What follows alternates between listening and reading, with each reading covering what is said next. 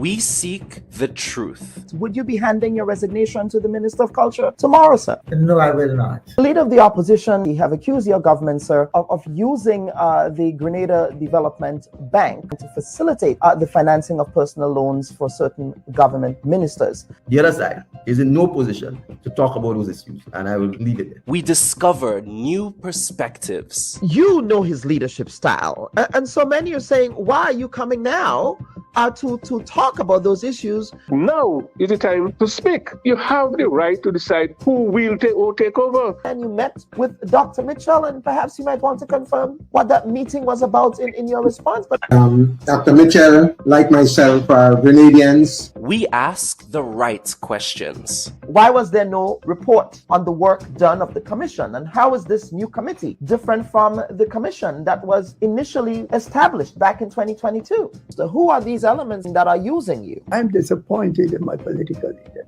And why is that animating those political conversations now? This is a very interesting question. The Bubb Report with Dr. Kellan Bubb. Thought-provoking, truthful, unbiased, and truly original reporting.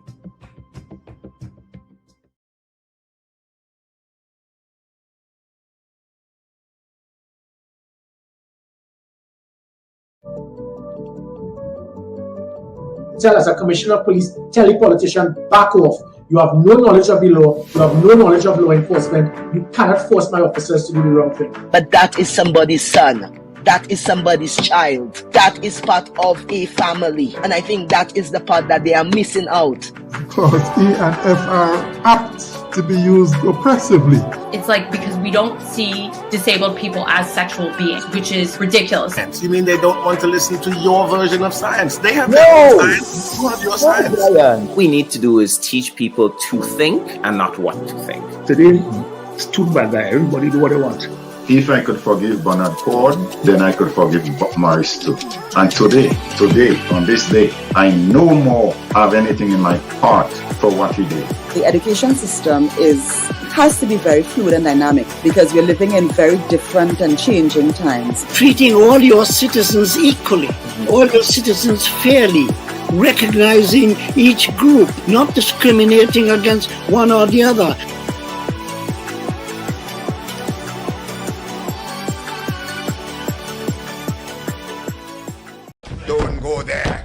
You are a technocrat. I mean, you can speak to whether or not it was appropriate or inappropriate for that to occur. Would you have done that as a permanent secretary? Politicians get the information from wherever source that they can.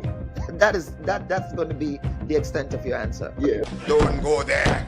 There's a lot of noise around the data protection bill that, in my respectful view, is not warranted. I was one of those making noise, and it's simply because I was concerned about that specific section 33. Don't go there. Are you going to be offering yourself up as political leader of the party? I see you've called me here for much more than diplomatic passports. I don't mind that. Don't go there. What is the relationship like between you and your leader, Dr. Mitchell, your boss, Dr. Mitchell? I'm not sure how to explain how to answer this question at this time. I prefer not to answer. Don't go there. They said that you approached the bank for the loan before the election and that it only materialized after the election. There are also conflicting reports around the quantity of monies that were received. What is the reality here? People try to extort the truth and to make all kinds of things about it. I just stay quiet. So if you notice, I was really and truly quiet about the whole matter. Well, except with not with the New Today newspaper. The New Today newspaper reported on this. So I'm not sure you were quiet on this. Go ahead, Honorable. Go ahead. Well, I'm just trying to answer your question, right? Don't go there. I think we just spoke at length about the regularization framework. So yes, we did. But let us talk, Prime Minister. Let us talk about the workers who are dismissed. The Bubb Report. We go there.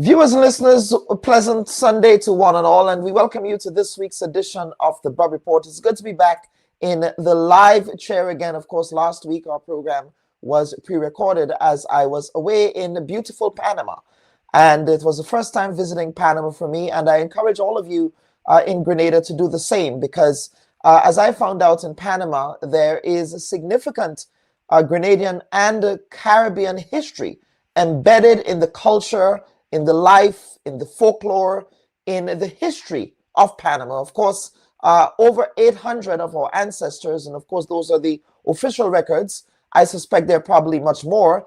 And over 80,000 Caribbean people migrated to Panama in between the 1890s, the late 1890s to the late 1930s to aid in the construction of the Panama Canal.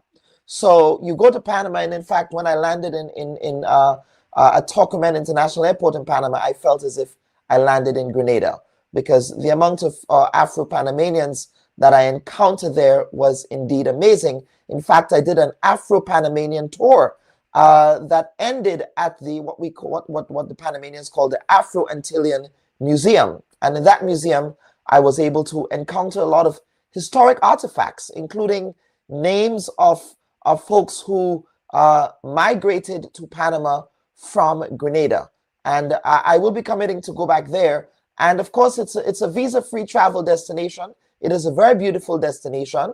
And you can fly direct from either Trinidad and Tobago or Barbados with Copa Airlines. Copa Airlines offers those services. And I honestly think that is something that the Grenada Tourism Authority needs to look into, perhaps a direct route with Copa Airlines to Panama, so that we can reconnect with that part of our history. It's a very significant and important. In fact, at that museum in Panama City, they call it the Afro-Antillean Museum, which is really the West Indian Museum. They have some old artifacts like the kerosene lamp. I saw the tinsel. There were the nighties that the ladies wore back then. They had the gramophone, the old gramophone. They had the Morris chair, for those of you who remember that. So please, folks, if you go to Panama, I do have the contact for the museum curator at that museum. I intend to go back just as a matter of research to look at the passenger manifests of the many Grenadians who migrated to Panama. And for all you know, many of you probably have cousins in Panama that you don't know about. So that is something to look into, folks. I thought it was a very fascinating and such a powerful experience, because part of that experience as well was just how our compatriots were treated in Panama. Of course, at the time, it was a U.S. colony, and so they were subjected to the same Jim Crow laws as African Americans were subjected to in the United States. And so that's a very dark part of the history. But certainly our ancestors over there overcame, and they've given Panama a rich Caribbean diversity and tapestry. So folks, what we want to do now is to go straight into the segment. And of course, if you're joining us, let us know where you're joining us from. Just give us a quick roll call, let us know. Also, if you're joining us on the YouTube page, please remember to like and subscribe, and do share the program. Do share. Of course, today is also a very momentous program. Of course, I'm wearing blue, not only because of S.A.A.S.S, but also because I'm a past student of the Presentation College, and we place a respectable third in the Intercol. So folks, let's get into it right away. The 2026 Intercollegiate Games ended after 3 days of great competition between various secondary schools across Grenada. The event welcomes students, athletes, and supporters from across the country to participate in the tournament and showcase their talent. Of course, the St. Andrews Anglican Secondary School took the top spot this year. The school won most of the games in both the boys and girls divisions respectively, making them the overall champions of Intercol 2026. In the girls division, S.A.A.S.S took first place, followed by the St. David Catholic Secondary School, while the St. Joseph's Convent, St. George's, who knew? St. Joseph's Convent, St. George's secured the third place. Of course, history would show that Convent in the past also won Intercol, as did the Presentation Brothers College back in the 70s. Of course, S.A.A.S once again secured first place in the boys division. The Grenada Boys Secondary School came in second, and of course, my alma mater, the Presentation Brothers College, secured the third place. Now, the Intercol games also featured the March Past display, which was a key element of the event. The St. David's Catholic Secondary School and the Anglican High School emerged as winners in that category. They performed well in terms of strong coordination, presentation, and school spirit. Of course, S.A.A.S's victory was followed by a mini carnival celebration on the streets of Grenville, involving all of the schools of Grenville. It was a beautiful thing to see. And this morning, for our first segment, we will relive the glory of Intercol 2026, as Grenada also prepares to host CARIFTA Games in a matter of weeks. So at this point, we want to welcome our guests to make sense of the Intercol events. We have with us the president of the Grenada Athletics Association here, Mr. Conrad Francis, is with us this morning. We also have Mr. Aaron Moses, who is the deputy chair of the local organizing committee for the upcoming CARIFTA Games. Then we have Mr. Nyadi Simon, if you can turn your camera on, sir, so that we can see you. I'm not able to see you as yet. There you are. He is, of course, the historic head coach of the St. Andrew Anglican Secondary School. Welcome to the Bubb Report, sir. And we also have with us Mr. Lester Blash, who is the acting principal of the St. Andrew Anglican Secondary School. Gentlemen, of course, we are trying to determine Mr. Francis's internet here, so our producer is working on that. But gentlemen, welcome to this week's edition of the Bubb Report. And let me first and foremost congratulate the St. Andrew Anglican Secondary School on a historic feat. Mr. Simon and Mr. Blash, congratulations. Thank you, sir. Thank you very much. Thank you very much. Yes, Mr. Blash, there you are. So, Mr. Blash, I want to begin with you as a principal. Of course, you're also part of the Grenada Association of Principals and Schools. History, S.A.A.S indeed has made history. You've become the institution that has won most Intercol titles in Grenadian history. And I'm absolutely certain, sir, and I learned on background that you're a legend at the S.A.A.S. So this must be a very proud moment for you. Well, Kellon, let me thank you for your very kind words. Yes, sir. And yes, it has been and it continues to be a very exhilarating, experience for me and for the entire S.A.A.S family. We have been dominating, the Intercol games alongside other schools for a number of years, and we've been within reach of the double on a few occasions. Yes. Last year we were there, and we had to settle for second place in both categories. Yes. And so it was, back to the drawing board, re-strategizing, reorganizing, and coming back this year. And I think we got all of the components right this time around.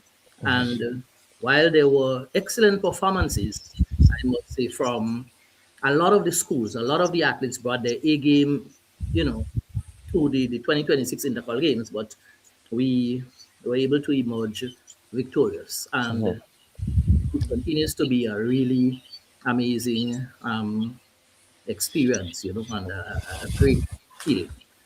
Yeah, Coach Simon, the Boca Secondary School also gave you a shout out as part of this victory. And I learned through some research that you also was the coach for the Boca Secondary School.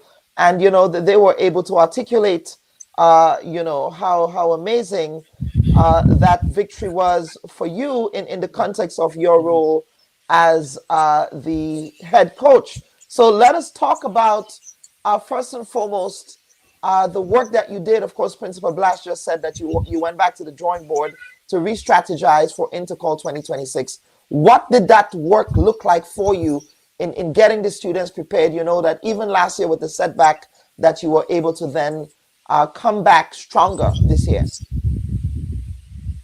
All right, good morning, sir, and thanks for having me.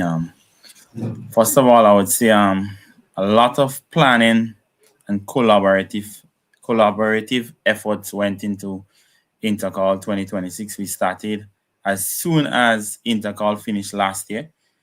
Actually, the week after the coaches, we sat together, we did our postmortem, and we selected a group of athletes that would take us from one level to the next. That's the youth athletes, the sub-juniors. We focus on the sub-juniors, those that was coming in to the first year from the primary school. So we had a summer program where at the club we target different students and we worked with them. Also, we also did some recruiting of second years. So we got 2 second years that add to the strength of our team, and we work from there. So since August of last year, we have been working tediously, say day and night, being investing time, trying to manage the athletes and fit them into the best events possible that would gain maximum points for us. So it has been a tedious process. Let us talk about that tedious process. I suspect very long days. Of course, we know that the students also have their regular academic schedules in the classroom, right? So I suspect you needed to get buy-in not only from the students, but from the community, from the parents, and so on. What was that like, doing that work? Well, one of the things that we implemented a lunchtime training process. I mean, it's an hour, but there's a lot you can do in an hour. So we had techniques and stuff being taught for the field events on lunchtime. So that was a strategy I implemented, and you saw the results with Dishon Smart and some of the other athletes in the field events and Dishon Oliver. So we had field events. I think our school is the only school that did not have morning training this year. We did not have morning training, but we had evening and lunchtime training to compensate for the athletes' overall preparation. Very well. Who else is on your coaching staff that assisted in that process? Well, we have experienced coaches like Mr. Leon Callis, who have been at S.A.A.S for over 10 years. We have Mr. Dylan George that just came in on board with the team. I think last year he started, so he's in S.A.A.S for 2 years now. He has always been a part of our team. We have Miss Albie Andrew. We have some past pupils like Che Mason. We have Cody Man. And, I have one of my dearest friends I would always mention, Davin Bowen. We have worked along in high school, Anglican High School, as coaches together, and my time in Boca also. Davin is a great coach. I know Davin personally, he attended PBC as well. So Davin is just outstanding. Very humble brother too. Very, very humble brother. Let me bring in Mr. Moses. Mr. Moses, of course, and I'm not sure if we were able to get Conrad situated. I'll reach out to my producer to see if that was possible.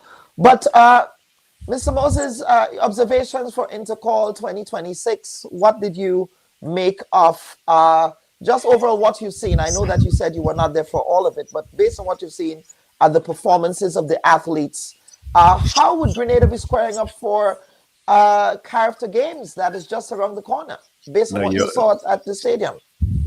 Okay, good morning. It's my pleasure to be on your program. I need to state that I took in the CARIFTA Games from the comfort of the Intercol games from the comfort of my home. Okay. The entire day on Thursday and parts of the days on Monday, on Tuesday and Wednesday. Okay.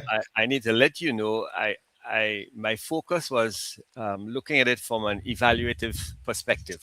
Yes. Looking at the delivery of the games, the performance of the athletes, looking at the performance of the officials and the support staff in anticipation of hosting of CARIFTA. We saw this just as national champs as a dress rehearsal. So my focus was on ensuring that everything was done right and what observations, where improvements can be made, and making a lot of notes as we, get together for the final drive towards the hosting of the CARIFTA Games. However, generally, I think this is a long-awaited quantum leap in performance at the CARIFTA Games. I keep mixing up the two, at the Intercol Games.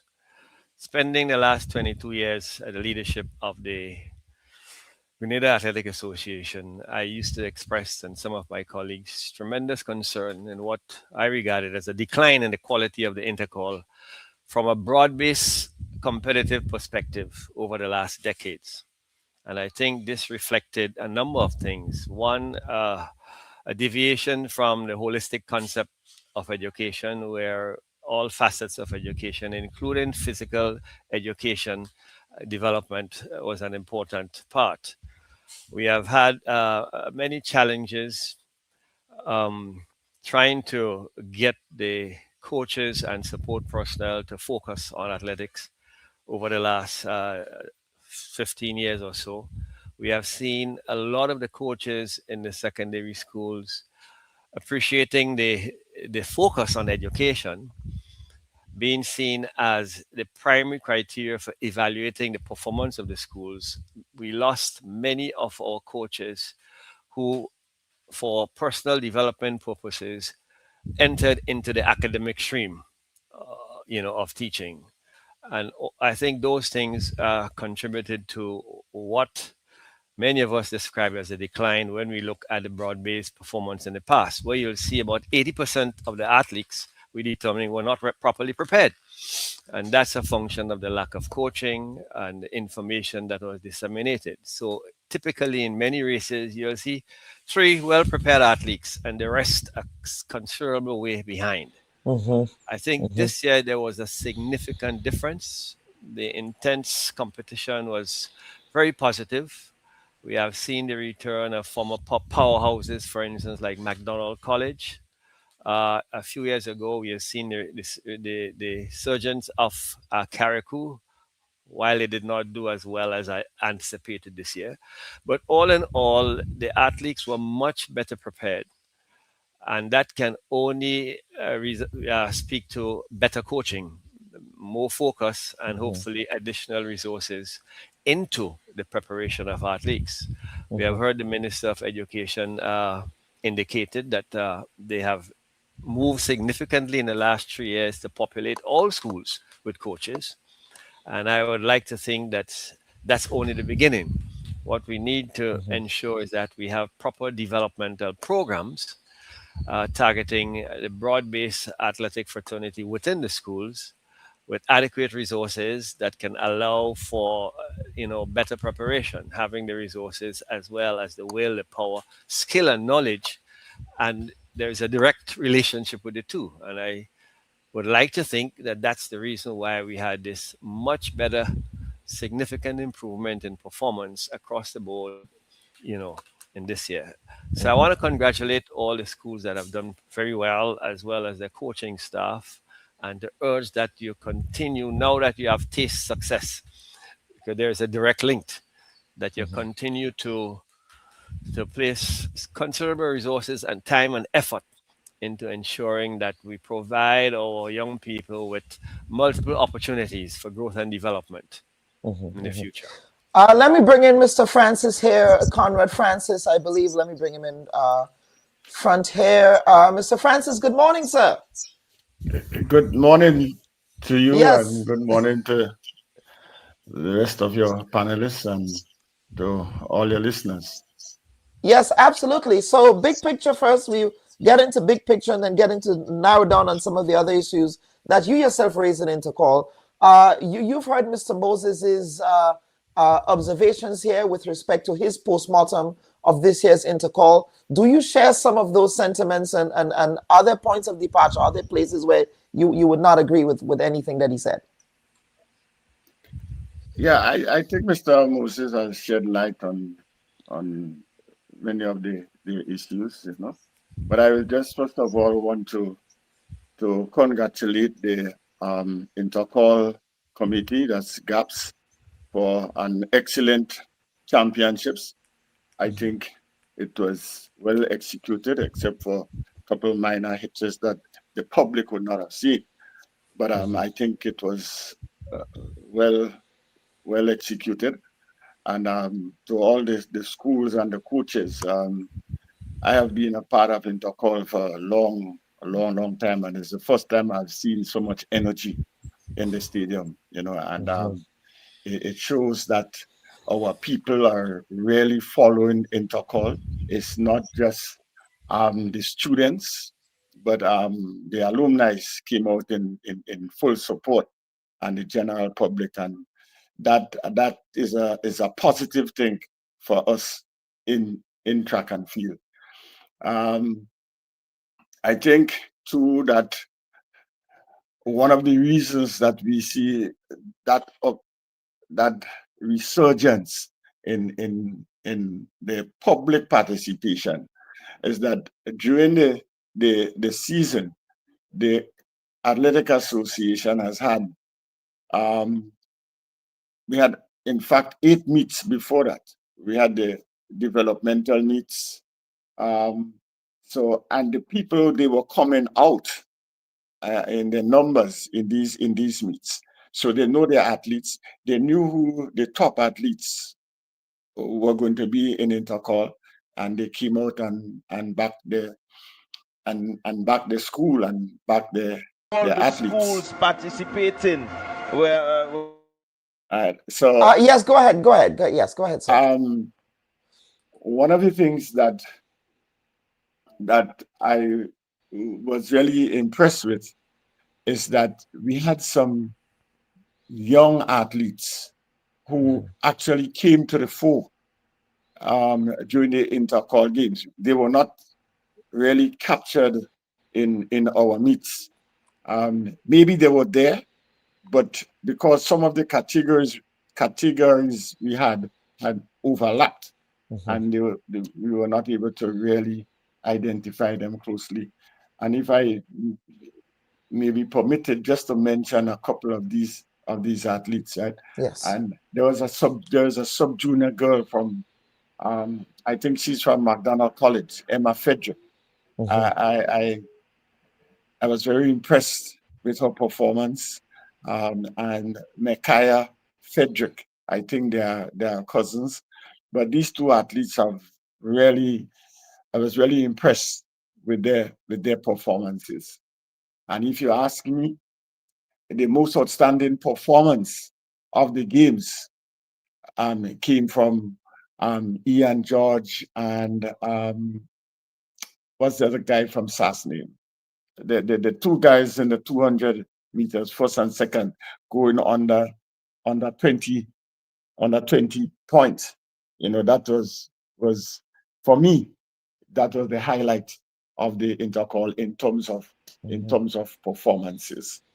And you also had some records that fell too. Some athletes broke records as well. Yes, there were some records that were broken. I think Emma George did break a long-standing 400 meters record from Keisha George, But for me, I personally don't like to focus too much on the records, because you could have very good records and you could have records that are not so good, that can be easily broken. So I tend to focus on the performance, the performance that can get our athletes medals at CARIFTA and in the region. You're matched up against what is happening in the region and at the world level, right? And these two athletes qualified, did the qualifying standard for World Junior, so that's an exceptional achievement, right? But I think all the athletes, they did put their shoulders to the wheel, and they performed very well. But one concern that I would want to raise here, use this forum to raise it, is the fact that as an association, we believe that some of the athletes are overworked over those 3 days. We think that the focus of Intercol really is about winning and results. And we are seeing that, I mean, it's a very debatable subject, but I mean, that's the position of the Grenada Athletics Association, because we have a duty in terms of guiding track and field in Grenada in its right place. And I termed it the physical abuse of athletes, right? Where one athlete is running 13 times for over the 3 days, and some even 14 times, right? And we are seeing that that is unacceptable. And we believe that the time has come when where this has to be curbed. It has to be curbed because it is very dangerous for the athletes, right? For their longevity. And we have seen some of our athletes got injured in this games. I can give you an example, and I am not afraid to call names. We have an athlete, Cornell Pierre, who is a 3-time CARIFTA medalist, right? And he was all geared up and well prepared to get his 4th medal at CARIFTA. And he got injured after doing the octathlon with 8 events. He went on to do the javelin, and in that event, he got injured. So it could have been because of tiredness that he slipped and fell. Right now, his foot is in cast and would not be able to participate in the CARIFTA Games. So that's just one example, and we've been preaching that from early in the season. Athletes, coaches, be careful with the workload of these athletes, because it can lead to injury in the present, and in the future, the longevity of these athletes. And I just want to point out here that another concern, right, and it's all for the holistic development of the track and field, right? The committee in 1992, right, and I have a copy of that document, right? You probably would have heard of the Intercol preview, right? So this was the edition I remember of that. 1992. I remember that. Yeah. Right? And in that edition, we have in that edition a proposal for not the revamping of Intercol, but certain things that we believe as a federation should happen. And some of it, I'm very happy to say, are being implemented now after the proposal was made since 2002. We have seen the hurdles, all the different categories of hurdles are implemented, and the patrons love the hurdles. They love it. But it was long delayed and should have been there from since in the early 2000s, right? We believe that the schedule of events need to be carefully looked at, because as a federation, we're seeing some violations of the rules of track and field. Because anytime you have 32 events, 32 competitors or more in an event, that event has to go to 3 rounds, right? So what we are having that is only 2 rounds, right? And this has to be looked very carefully. And as a federation, we are always prepared to give guidance. In fact, we provide guidance to the Intercol committee in terms of the rules and the officials and the technologies that are involved in track and field right now. So these are areas that I see that as we can come together collaboratively. We have that understanding, but I think we need to really sit together, all the stakeholders, and really produce an Intercol that will be second to none in the future. And we do have some viewers who are agreeing with you, and I'm going to get those viewer comments up, and then we'll expand this conversation. Somebody saying here, I believe that's Janine Pascal is saying, I couldn't agree with you more. I've seen the abuse of the athletes over and over throughout the sports.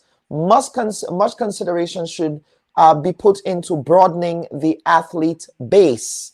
Then Margaret Francis is saying, great point about overworking these student athletes. Lest we forget they are still children and still developing. Injuries sustained now can affect them for the rest of their lives. Then we have another comment. It's imperative now at this juncture to implement a heat before the final 4x4. Too many athletes are on track for that meet. Doing so will make a better / more competitive finale. And of course, one final comment again from that's Janine Pascal Harrison. The huddles was spectacularly ran. All athletes who participate gave all their best. Mr. Francis, I want you to again, in terms of, and I want to pick up on what you just articulated here in terms of, like, the athlete parity, and the stakeholders who would be responsible for making that change. So the Grenada Athletic Association would make the recommendation. Then who does that go to for just having that athlete fairness and ensuring that they are properly assigned sporting events at Intercol days? But as I pointed out to you earlier on, that the Intercol preview, it was not only a magazine that looked at the rankings of the athletes and tried to predict the events. Yeah. And this edition of the Intercol preview, it was a special edition that highlighted what has to be done. This proposal was presented to the Intercol committee back in 1998. It was presented, and the Grenada Track and Field Coaches Association, who actually produced the magazine, which is an arm of the Grenada Athletics Association, decided to highlight those issues, the proposal in the Intercol preview. Plus, members of our federation through years have made presentations to the GAPS to include some of these things. And as I said earlier on, some of them are being implemented now, and we are very happy for that. But there are more to be done, and I'm seeing that we can work collaboratively to eliminate some of these these issues that I highlighted. Absolutely. I want to bring back Coach Simon and Mr. Principal here, if he is still here with us. Yes, Mr. Blash. Mr. Blash, you're there, sir. Mr. Blash, you've heard the recommendations here in respect of athlete treatment and ensuring that the athletes are well treated. Of course, we know that S.A.A.S., S.A.A.S has the cavalry, S.A.A.S has a wide range of athletes. Mr. Simon, Coach Simon, if you can turn your camera on so we can put you back in frame here, just to have this conversation about ensuring that, the athletes are well managed on Intercol days. Talk about S.A.A.S's strategy for this. And is that, based on what Mr. Francis just articulated here, is that something that perhaps GAPS has had conversations about? Is that something that the coaches in Grenada have had conversations about? And what do those conversations look like? I'll start with you, Mr. Principal, because I know you're part of the overall association of principals and schools. Yes, well, Kellen, the GAPS would have discussed the whole idea of the use of athletes. And, principals are aware that you have to be careful when it comes to distributing athletes over the different events. And of course, the coaches who work closely with the athletes would know which athletes can do one event, which athletes can do 2 or 3. You know, so that really has a lot to do with the coaches and how they would distribute the athletes. Yes, Coach, let's talk about that. What strategies have you thought about, or other coaches in Grenada? Is that a conversation that you guys have been having? And the concerns that Mr. Francis raised, how do you implement that into your coaching regimen? And what recommendations would you advance, for example, as a coach? I mean, you're the ones that are working with the athletes after all, to ensure that those concerns that Mr. Francis raised here can be addressed, sort of as a long-term strategy. Well, I strongly believe that management of athletes is key, and our top athletes were never overworked. Or you have people like Christophe Callis only doing his 2 jump and the relays. So you have the only athlete that were an Ironman athlete per se is our sub-junior athlete. That's Deshaun Oliver, and he's indeed an Ironman athlete because he went and represented Grenada at the NACAC age group games, and that is one of the events that he did. So none of them were new to him. So we also implemented physios. We had physios for the last 2 weeks coming in on a daily basis or every other day. You know, we implemented our ice baths, and we have a lot of preventative measures leading up to the Intercol, which help, reduce the stress on the athlete's body. Even on the days of Intercol, the second day we had ice baths. We had our drum at the stadium with ice and ice water to the students. Took ice bath then, and we had 2 therapists on station.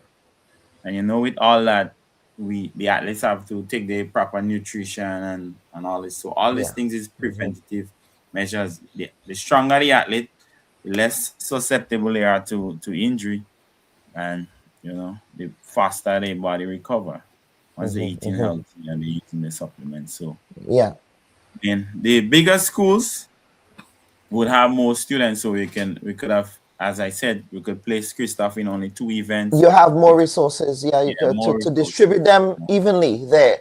But Mr. Blash, and I just want to quickly segue, and then we get into conversation on CARIFTA before we get to the next segment. But I want us to talk about, S.A.A.S.'s place in athletics history in Grenada. Of course, the history shows that when Intercol started, S.A.A.S. did not exist as yet. It was between the GBSS, the PBC, the convent, they did their thing. And I think when S.A.A.S. came on the scene, they really changed the game, right? So let us talk about that history, that athletics history of S.A.A.S. S.A.A.S. located in Telescope, S.A.A.S. a part of place in the St. Andrew community. Maybe it's a breeze from Telescope, maybe it's the water. I don't know what it is. But let us talk. It actually is a combination of a lot of things. So yes. Well, we were established in 1944. We had our first class in 1945. Yes. And in 1953, we took part in our first Intercol games. Right, in 1953. Now, after that, the games were suspended. But after the Intercol games was suspended, we continued to take part in cricket, football, netball, a number of different disciplines. In 1965, our former principal, Cresswell Julian, known as the father of S.A.A.S., together with the GBSS head at that time, H.D. Batiste, and the PBC head, Brother Legori, reconvened the Intercol Games. And, the games grew from then on. Over the years, we've had our successes, and we've had our challenges. This year, I must say that it was a combined effort. Now, first and foremost, I want us to know that we acknowledge the presence of God in all that we do. Right? In all of our official sessions, we acknowledge Him, we pray, and it's not by the way kind of thing. We let the students understand, the importance of God's guidance, of, Him just taking control over all that we do. We also have the talent. So we have the raw talent and the youthful energies of our students. And of course, the coaches would take that and they would harness it. They would shape it into the quality athletes that we saw on the track today. We promote humility and discipline in our athletes. Now, sports have a way of humbling us, and I was happy this year that so many persons were able to say that, the athletes seem to be, so humbled, and so forth. I'm happy because it's one of the things that we promote. I have to shout out to the supporters, the Parent Teachers Association, the parents of the school, the Telescope community and the wider community, and the St. Andrews community in general for the love, for the support that they've shown. People supported in so many different ways, and it helped to drive our preparation and our performance this year. And one thing I want to mention also, and to other schools out there, is that we have to be prepared to invest. We have to be prepared to invest in our students. We have to find ways of coming up with, the funds and whatever else we need. But we have to invest in our athletes. A lot of the athletes, the things that they would need to train and to compete, their parents may not be able to provide it for them. And so schools have to get to a place now where they have to invest. And we invested. We've invested over the years, and we've invested heavily this year. And I must thank in a very special way NAWASA for the continued support, for the continued sponsorship. It makes a huge difference in our preparation for these games. And I am really happy that we are able to deliver a double victory this year. I know that we made our sponsors really proud. And so it's really a holistic effort, holistic venture. It involves so many different different areas that we have to put together. And of course, the management of the team on the day is crucial. You could have the best team, and if you don't manage them properly, then you wouldn't necessarily win the game. So the management makes a huge difference. And you mentioned that point on humility, and this is what I have to say. And of course, going back to history again, I grew up in the era of Alain Francisque and S.A.A.S.S, right? And Alain Francisque, of course, he was Grenada's first one of Olympic competitors. Before Kirani James, there was Alain Francisque, who came from S.A.A.S. Okay, let's put that history front and center. But in all of the media engagements with the students, I was absolutely very impressed with how they manage themselves in those interviews as well. Even last year, after that incident that occurred, that unfortunate incident, which I'm not going to really spend too much time and energy on, but the class of the student to be able to rise above that type of childishness that we saw from adults, that, the child was more like an adult than the actual adult themselves. So let us talk about how you inculcate into those students those types of values that we see, which are exemplary, really. Well, a lot of it has to do, first and foremost, with leading by example. So, as the leaders in the school, as the coaches, the managers, and so, we cannot preach one message and live a different lifestyle. So you'll find that if you look into the camp, you would find that the teachers and the volunteers who are with the team would display the same kind of qualities. Okay, we are not loud and boastful and so forth. We are very humble, because that is that's the kind of vibe that we want to transmit to our students. Of course, in our preparatory discussions, we also talk about these things. We encourage them to display certain characteristics and all of that as it relates to the interviews and so that were carried out. We prepare them. We don't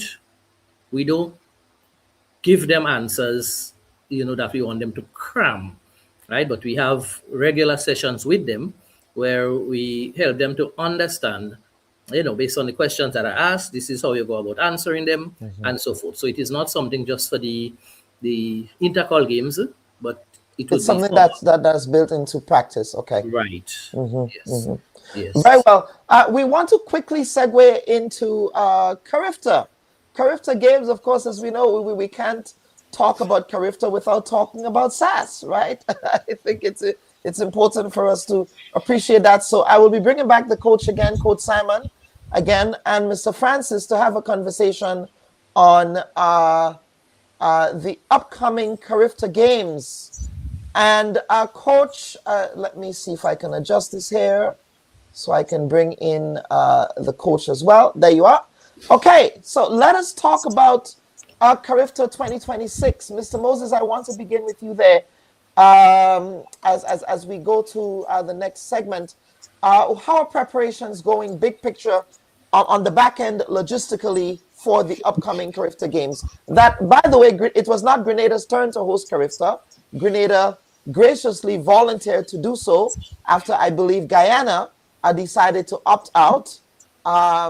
But, Grenada, was able to take up that mantle there. So let's talk about that upcoming event. Well, we are on the home stretch. As you said, we volunteered when we could not run the risk of having such an important development meet that is well recognized as one of the top in the world could not go forward. And so having hosted in 2024, all of our infrastructure was basically intact. And with the government assistance and decision to go forward, that's where we are today. So we are in the home stretch. Our various committees, 14 of them that have been responsible for treating with the various critical elements that need to be addressed, starting from accreditation, accommodation, logistics of moving athletes from the hotels to the venue, the technical committees ensuring that the venue is in place with the support of the stadium authority, or various other committees like liaisons, finance, legal. Everyone is functioning effectively.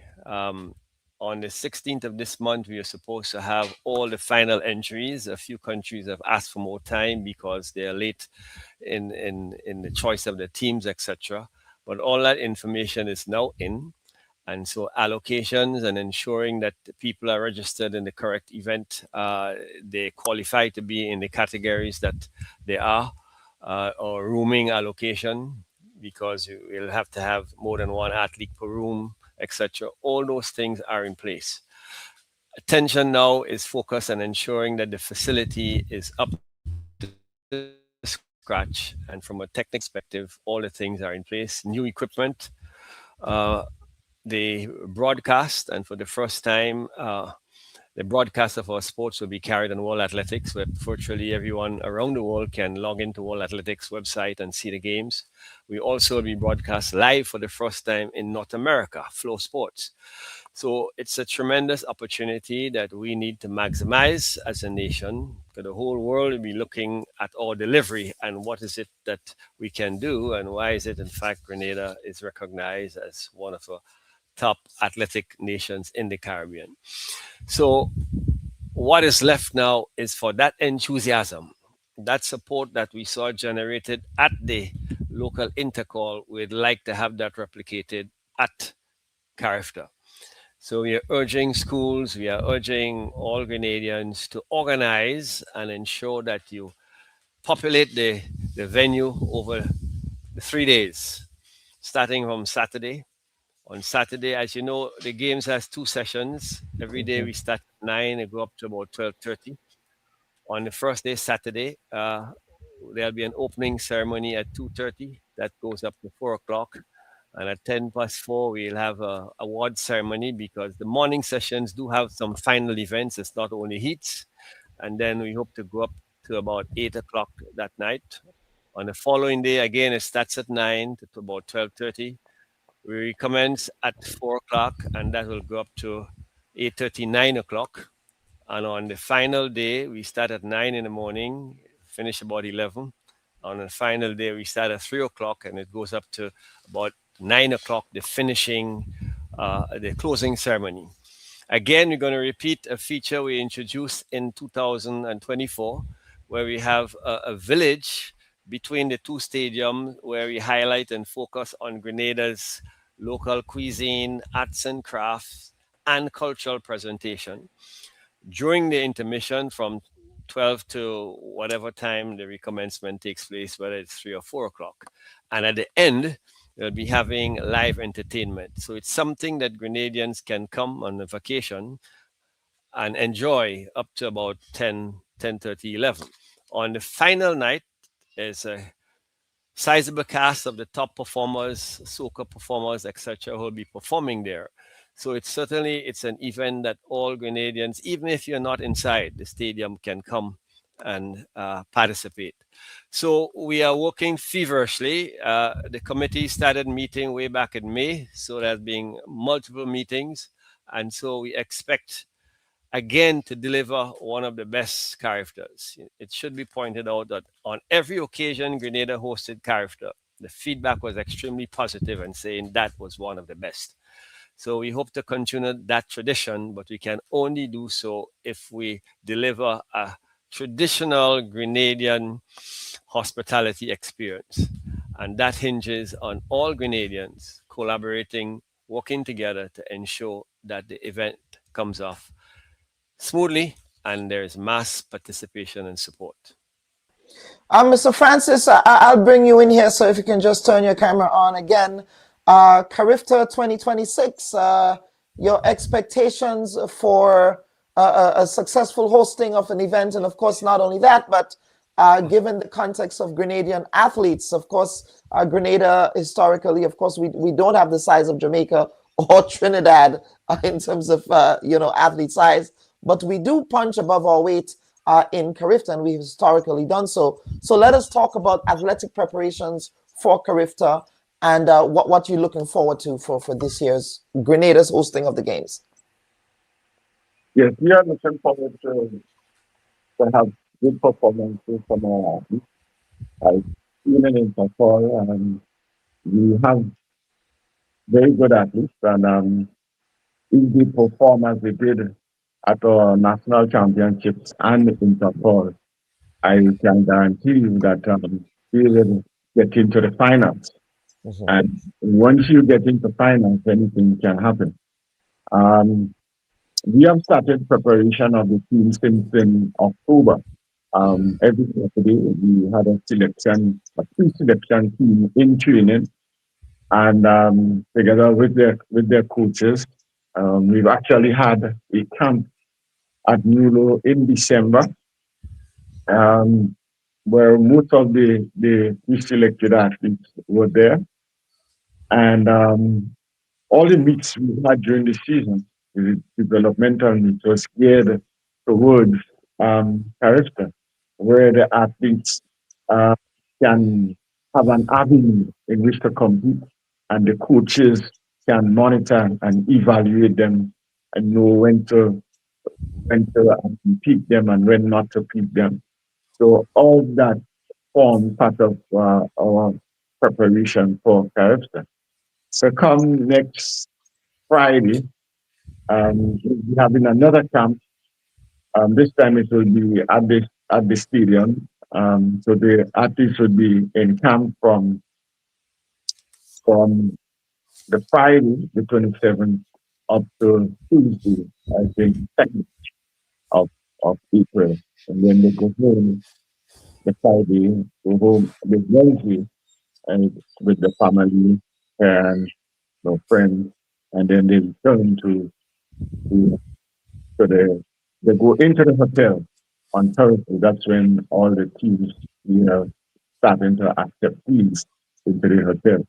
And interestingly, what we have done this year is that, we in Grenada, we like to, if we have friends and family and we do not have enough room, we will give them our bed and probably sleep in a couch on the floor.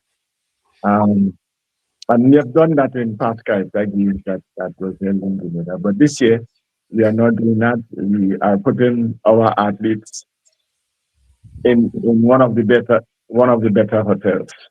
The athletes will be staying in Radisson, Ralston, and Room. So our athletes will be in one of the better hotels there.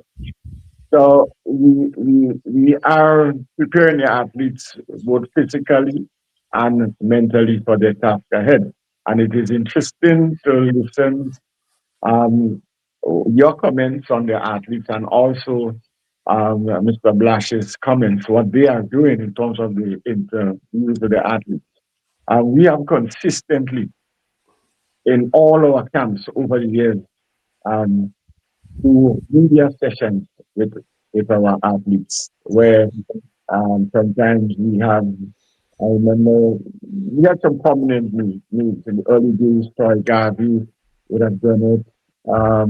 We have Richard Simon will come in, and of late we have Kellyanne does it, right? Where they teach the athletes how to really answer questions. We do practical sessions with them in the camp. Can't be mainly about the physical, but we also work on the mental. We come in, the doping people, the Grenada Medical Association. Yeah, they will come in and speak to the athletes. So we have various activities for the athletes in this time. Even teach them etiquette. Miss Grenade usually comes in and she brings a whole array of things, set up tables nicely and so on, and have them sit and practice. So we try to do our best during those camps. So when the athletes go into the hotels, that they're not shocked. So they have to carry themselves in a proper manner. So we try to get all of that in the camp. So I will say we are prepared. I do not want to say how much medals we will get or how much we wouldn't get. But guys, for the last two times, I think we got 13 medals. So I don't want to think 13 or 14, I believe, or thereabouts. Yeah. Surpass that. I want to think we are home with the added push from the spectators. I think we should get some medals. And if you ask me, I would think that we will have some very good relatives as we will be, like Ian Dredd, and Darrell, I forgot his name earlier. Darrell from South. We have Stanislaw. And we can put a good senior team together. We are not saying that they will medal, but I think that they will give a good show of themselves. So, gentlemen, yes. We also have just one thing I want to say. Yes, Mr. Moses, go ahead. I want to invite all Grenada on Friday next 27th at the Esplanade from 2 o'clock to 7 o'clock. We will be there where patrons can purchase tickets as well as a number of paraphernalia that's being sold in support of the games. That's t-shirts, caps, key rings. All of those things will be available from 2 o'clock to 7 o'clock on Friday afternoon at the Esplanade. So please come and avail yourselves of, access as well as paraphernalia that you can wear in remembrance of the games, or more importantly, at the attendance of the games over the next 3 days. Yeah. Absolutely, Mr. Moses. Thank you. We do have to get to the next segment, so I'm going to offer Principal Blash And that would be your last word, Mr. Moses. I want to offer Principal Blash and Coach Simon an opportunity for some closing comments. Looking forward, of course, to CARIFTA, I suspect, and just overall summation of Intercol 2026. I was on vacation, but I couldn't help with also participating. Everybody talks about Grenadian participation, but a lot of us in the diaspora, sometimes some of us at work, we are sneaking at the screens, looking at Intercol. I wore my PBC T-shirt at that time. So, there is also huge diaspora support for that. So, Mr. Blash, over to you, sir, for some closing comments. Yes, so Kellen, this was, it was an exceptional Intercol Games for us. It is one that I would always remember. It was history made, the first school ever to have taken the double, both the male and female championship in the same year. So I would not forget it. I want to commend our coaches for their hard work. They worked around the clock, and I also want to thank the public in general for the love and the support that you showed. As we look towards the CARIFTA Games, we at S.A.A.S would continue to give whatever support we are able to give to our athletes and, to Team Grenada as we prepare. So it's now not S.A.A.S against PBC and against GBSS. It is now Grenada, right? And so united, we will stand as a united Grenada team. And I too, like Mr. Francis said, I too expect that we would win more medals than we did for the past couple of years. Mm-hmm. Yes. Coach Simon, sir, final word to you. Once again, thanks for having me on your program. And yes, sir. I just want to express thanks to all our patrons and supporters that have supported the team throughout the season. And going into CARIFTA, S.A.A.S having 13 persons on the CARIFTA team, I think it's a great achievement, but it's no more S.A.A.S but Grenada. And I think that the athletes body would give a good account of themselves for this year's CARIFTA, based on the performances over the mini meets, the national champs, and just concluded Intercol. I think that Grenada is ready for the rest of the Caribbean. Absolutely. Coach, thank you so much for appearing on the Bubb Report this week. And I do wish the CARIFTA team, the CARIFTA team, all the very best for CARIFTA Games 2026. And congratulations again to the St. Andrews Anglican Secondary School on a stellar and historic performance. So thank you again, sir. Thank you very much. Absolutely. Viewers and listeners, what we want to do now is to take a quick break and come back for the second segment of the program where we'll be dissecting Project Polaris. Please stand by for that conversation. Should your loved ones pass on, they deserve to be treated with dignity. And at S.A. Johnson Funeral Home, we can provide you with that service. We can take you every step of the way during your sorrowful moments. When that need arises, call S.A. Johnson Funeral Home at 347-777-9797. That's 347-777-9797. S.A. Johnson Funeral Home is a Caribbean family-owned funeral home here in Brooklyn, providing funeral services, but in a dignified way. From cremation to burial to the repatriation of your loved ones, you don't have to go through the hassle, as we provide exceptional service that allows you to mourn and heal peacefully. For more information, visit our website, www.sajohnsonfuneral.org. Send us an email at sajfuneral@aol.com or call 347-777-9797. S.A. Johnson Funeral Home, because you deserve to be treated with dignity. And welcome back to this week's edition of the Bubb Report. We're happy that you can stay with us. Of course, last week, the Grenada government kicked off a series of public events signaling the start of construction for Grenada's new hospital in Hope Vale, Westerhall, Calavini, St. George. According to the government of Grenada, Project Polaris is their flagship initiative for transforming its healthcare system. Now, according to the Project Polaris project brief, it is anchored by a 250-bed climate-smart research hospital. The project is expected to deliver high-quality care, advanced clinical services, and world-class training, all within the 84-acre medical city.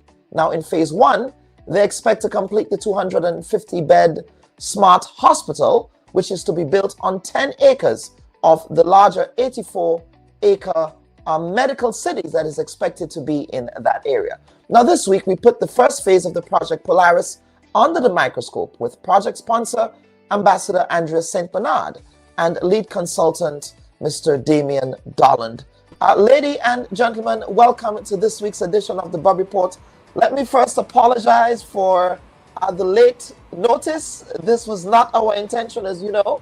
We did have an original guest. For full disclosure, I want to say that we originally invited the Member of Parliament for St. George Northeast to be here, the Honorable Ron Redhead, but unfortunately he had to pull out at the last moment. So I thank you all for being flexible. I guess in project management, flexibility is something that I suppose you ladies and gentlemen know about. So thank you again for coming on the program in such short notice, Thank you for having us. It's a pleasure to be here. Yes, absolutely. So let's get right into it, folks. There was a town hall meeting up in Westerhall last week in which you fielded questions from the general public with respect to the sod turning that will be occurring. Now, let's first and foremost talk about, Ms. St. Bernard, I want to get to you. Let's talk about the sod turning. What will that ceremony look like? So the sod turning ceremony will be a traditional opportunity for Grenada to celebrate really a ceremonial moment when our leadership leads us in the actual breaking of the ground. So we'll actually have a ceremonial sod turning. But it marks such a milestone and historic event for all of Grenada that we do want to commemorate the moment with a little bit of activity and festivity. So we will have the presence of, hopefully, Grenada's elites, as well as all of Grenadians across. So we hope to see full representation from across all of Grenada's citizenry. We will, of course, then have the normal ceremonial speeches and look forward to hearing from a few of the key leadership with respect to Project Polaris, and of course, a key feature speech from the Honorable Prime Minister, as well as some words from the Minister for Health. We, leading up to the event, are also, well, and more so in the aftermath of the event, have been indicating to persons the opportunity to visit and actually take a guided site tour to learn more about the site and really gain an appreciation for what the full 84 acres of ground that the government has purchased. The opportunity is much more real and easy to visualize when you're in the space. And so we have a guided tour experience that we are inviting persons to participate in. How long would that guided tour experience last? Would that guided tour experience go beyond the sod turning ceremony, and how long will that be? It will be at least a few weeks. We will see what the interest is and want to do our best to accommodate persons who are interested in participating. We'll extend invitations to schools to also come and participate. Of course, we do have work to do immediately following sod turning, and so we will keep the site open for a month following. The site tour itself is specific to the medical city area and oversight opportunities so that the actual footprint of the hospital would not be interfered with. But nonetheless, other work would need to be done. So we'll have to do our best to keep the site open for as long as there's interest to view it. But then, of course, as we proceed with construction, the site would have to be secured and locked eventually in the near future. Now, I had an opportunity to listen to your presentations at the town hall meeting that was held, I believe, in Wester Hall, correct? I believe it was in Wester Hall. Yes, yes, Wester Hall Secondary. Dare I say, in the best parish of Grenada, but I have my bias there. But let us talk about, because you did reference the contractors who would be involved in the construction of the first phase of the facility. Let us talk about what went into identifying those contractors. Who are they? Subcontractors on the project? Are there any local Grenadians going to be involved? What was the bidding process like in identifying those suitably qualified contractors? Who wants to take that? I'll start with just a very overarching comment to say, of course, at this point, everybody has seen that there's a lot of activity happening. We wouldn't be able to hide that by any stretch. All of the activity that's currently taking place are local contractors that is visible. There's a lot of work to do to prep the site even before we get to main works. And so we are actually in the process still of selecting our main contractor. And so we wouldn't be able to go in too deeply to that. We would be bringing you more news of that as we identify the main contractor in the coming months. But the reality is that there's still quite a bit of work to do to get us to that point. And so we've already begun engaging local contractors through the usual government procurement processes, actually working through the Ministry of Infrastructure to identify and work with the contractors that are necessary through this early stage and going forward with the testing. So not all local contractors over the next several months of subcontracting for prep work, but all going through the usual government procurement process. But who are the contractors that are there now? Because I do see that there are activities happening.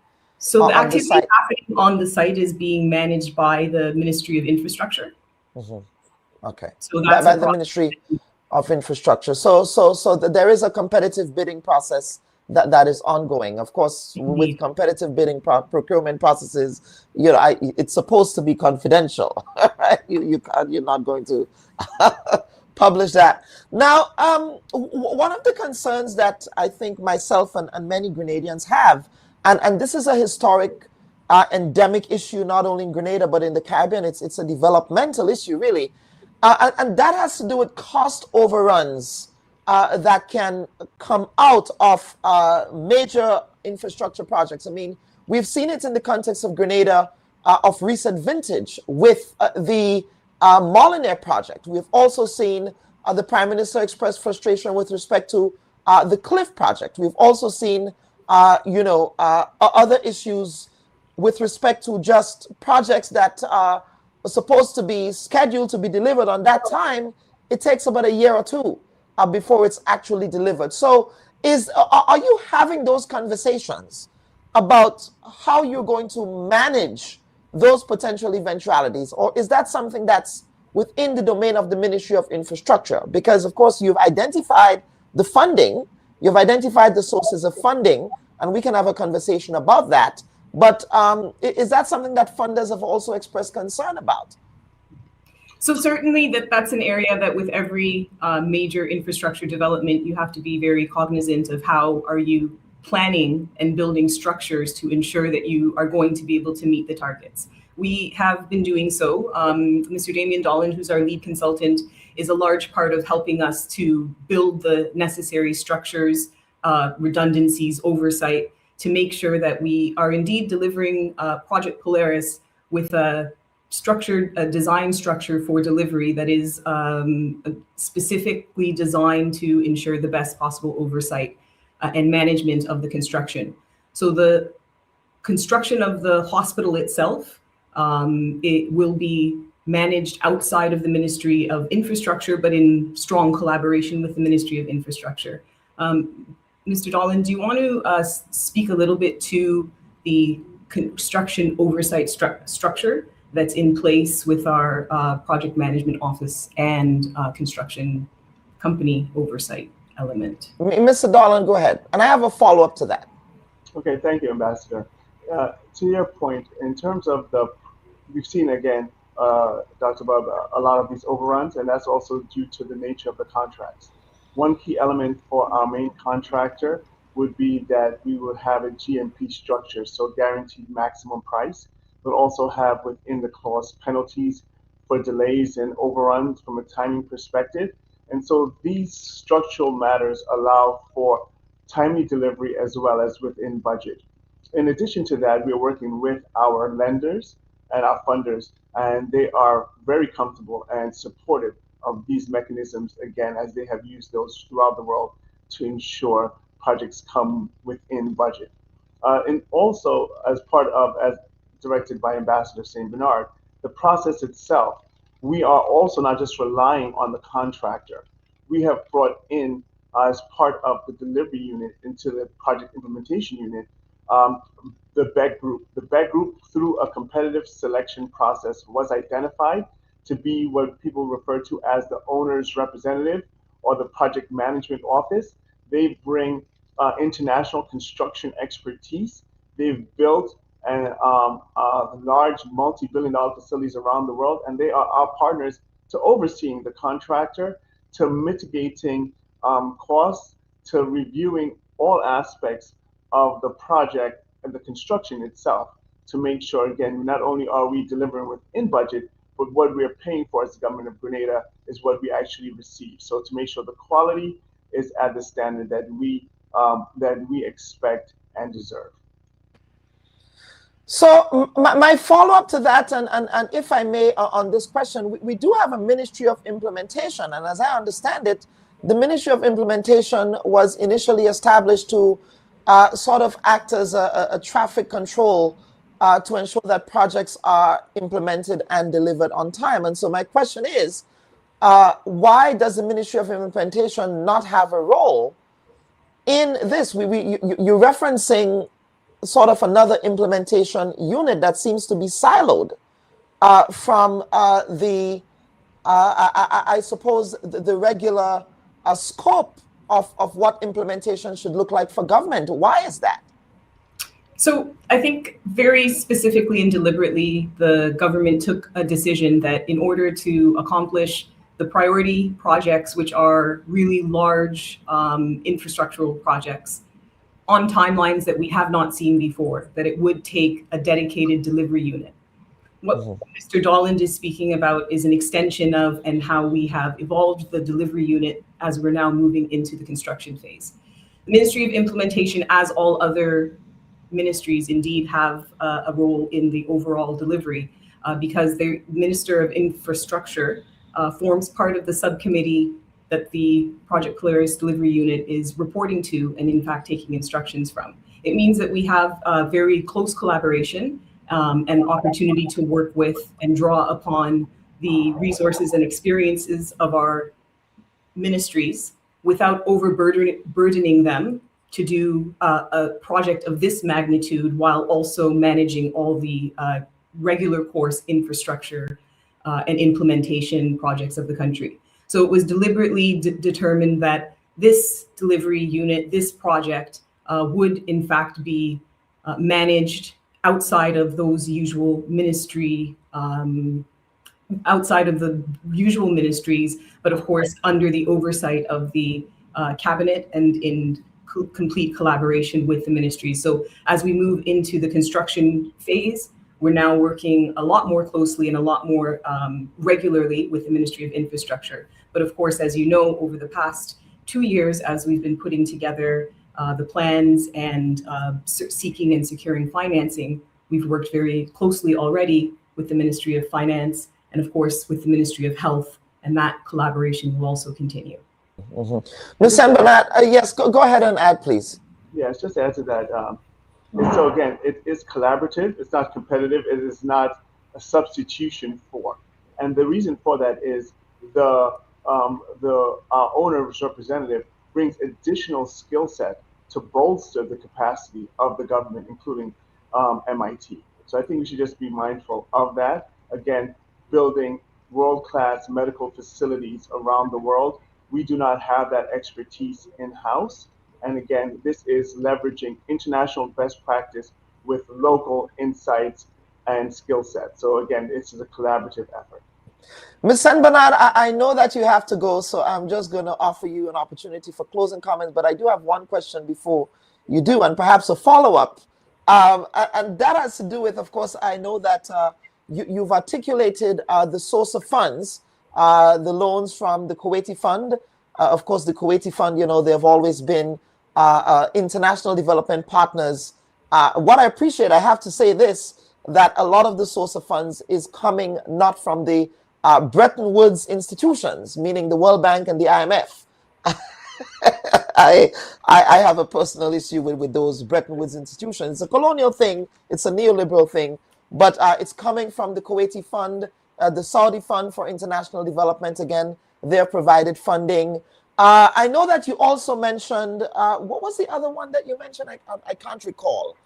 But those are two low interest loans that you're able to receive from the Kuwaitis and the Saudis. So what else is on that list? OPEC? OPEC, right, OPEC. Again, yes, another Global South organization. But let us talk about other fundraising efforts. Have you looked into grant financing? I remember when, back in the day when the first idea of a hospital was envisioned, Grenadians got involved in it. You know, there was a hospital fundraising project, and people did different things, you know, in different parts of Grenada and in the diaspora to assist with that. Are we going to be seeing buy-in outside of the investment that me and Mr. Dolan will be speaking about later? But are we going to be seeing buy-in? What is the plan here for having buy-in from Grenadians to have some stake in fundraising for this project as well, if you have thought of that? Of course, thank you for the question. It certainly does create a core aspect of our financing, our overall financing plan and strategy. I will actually allow Mr. Dolan to speak about this. To say, just to frame it, really what we have considered and spent a lot of time putting together a strategy for how to go about financing for the project. We have taken very seriously the government's commitment to make this happen. And so we've, in fact, been through quite a bit of negotiation discussions with several potential financiers in different categories of financing. Mr. Dolan can expand. And where we've landed is quite excellent, and it's important that we have firm commitments. And of course, the firm commitments that we have are at highly concessional rates. So really some of the best debt that really any country, I think, could get. And we need to have the firm commitments to be able to continue moving forward. It doesn't mean that we can't continue to seek and won't continue to gain additional funding opportunities and even making the overall debt proposition even better. And so I'll allow Mr. Dolan to speak a little bit to what has been our overall strategy, what we've already been through, and how we continue to move forward with financing discussions, plans, and opportunities for Project Polaris. And I'll go over to you because before I get to Mr. Dolan again, anything else you wish to add that we did not have an opportunity to talk about that you want to perhaps emphasize before you leave? Thank you for having me on the show. Of course, this is not the end of the discussion about Project Polaris. So notwithstanding, we only had a short time. It was good to just touch base and do an update. Of course, we're inviting everyone to come and participate in the groundbreaking ceremony on the 27th. It begins at 4. Please come early to dissipate any confusion.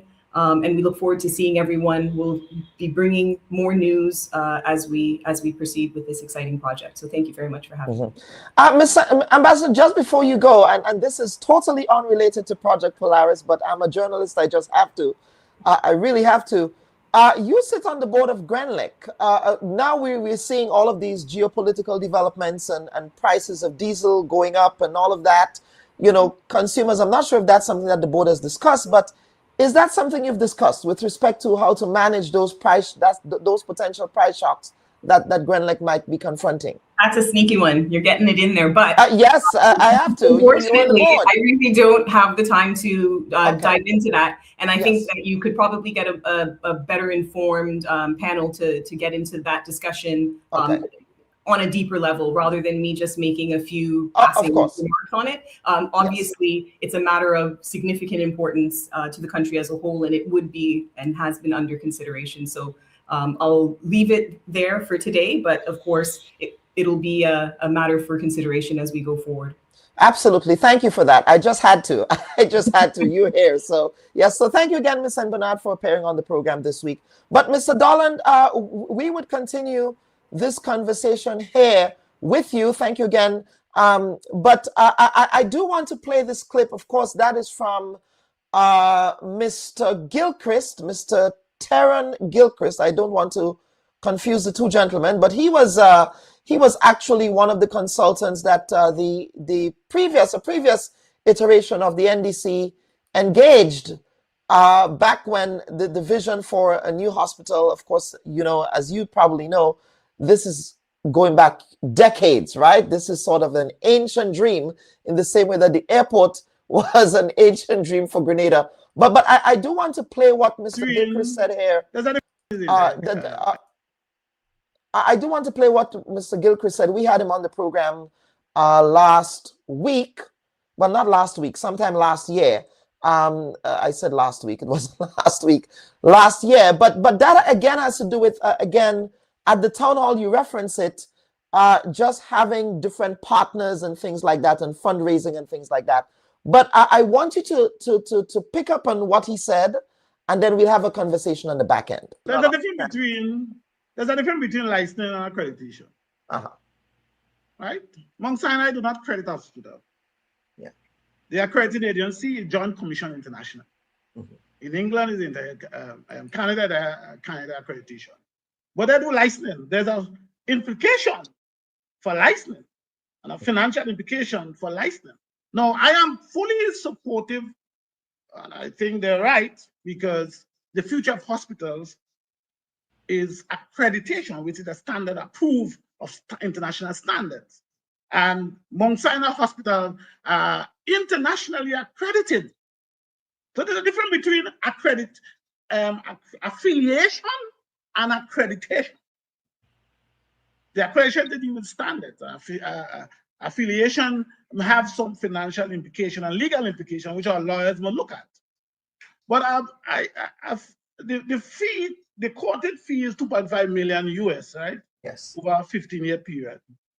So I asked myself, that have nothing to do with the construction of the hospital. That fee have nothing to do with it.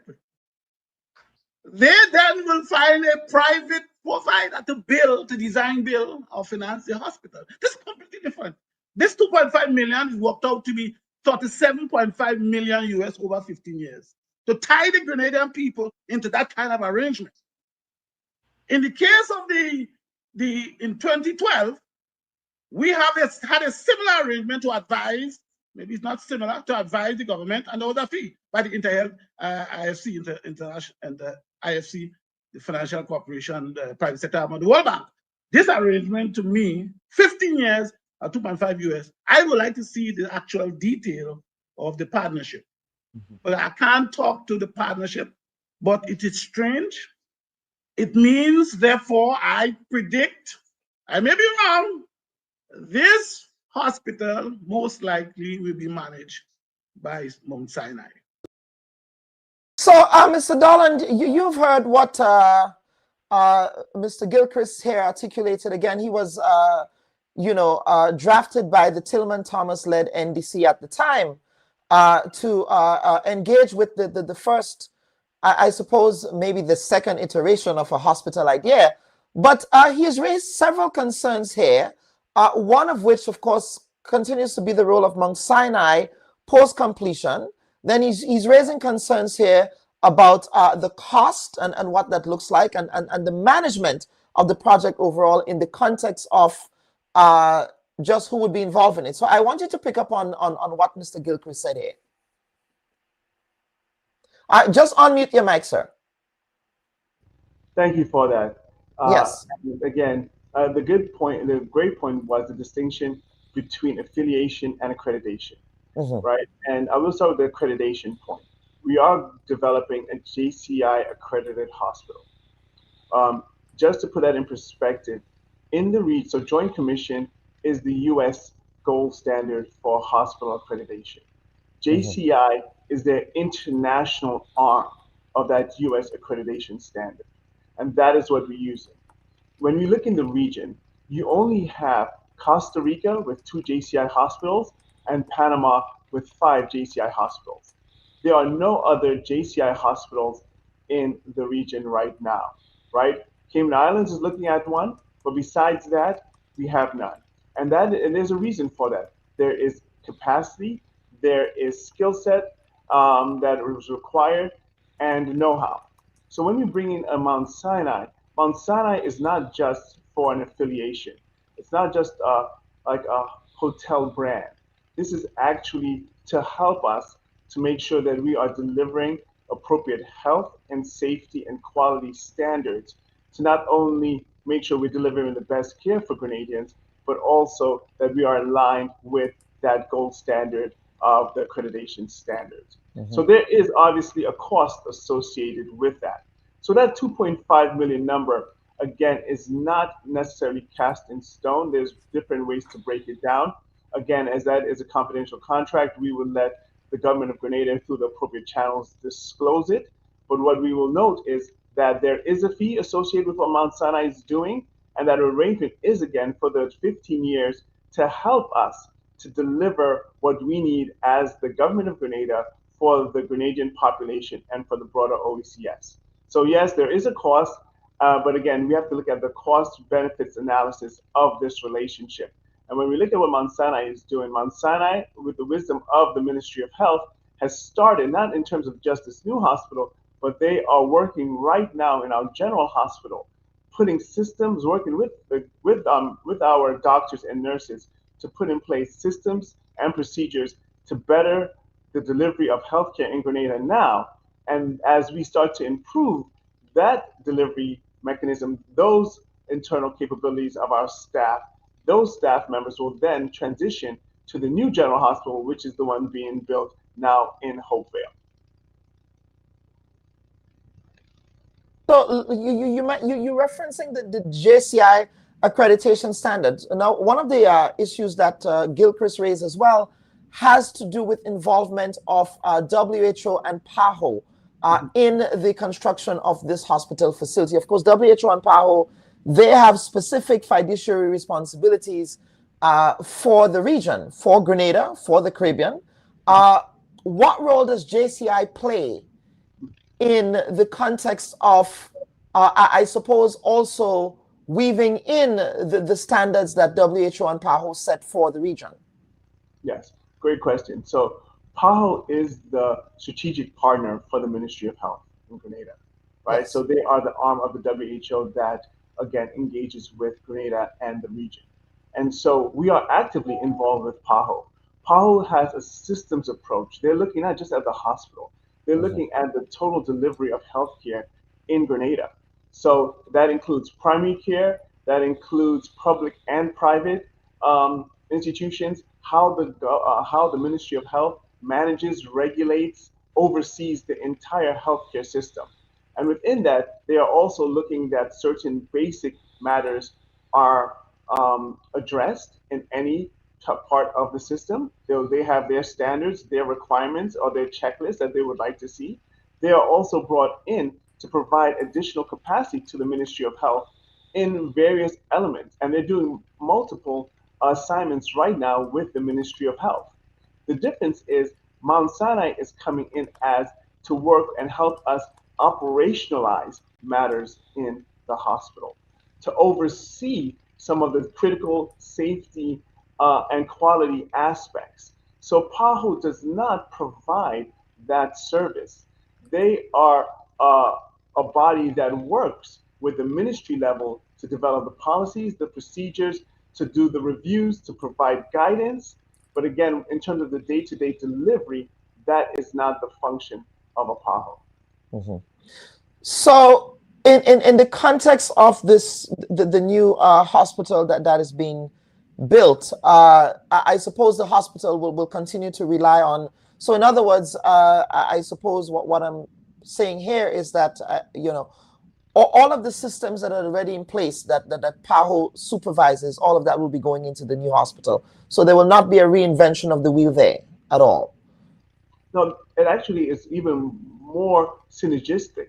We are coordinating with PAHO, right? We have scheduled meetings between Ministry of Health. So Ministry of Health has arranged for meetings between Ministry of Health, the General Hospital staff, PAHO, as well as Mount Sinai and the Project Polaris team, so that we are all working together and in the same direction of delivering this best possible healthcare for Grenadians.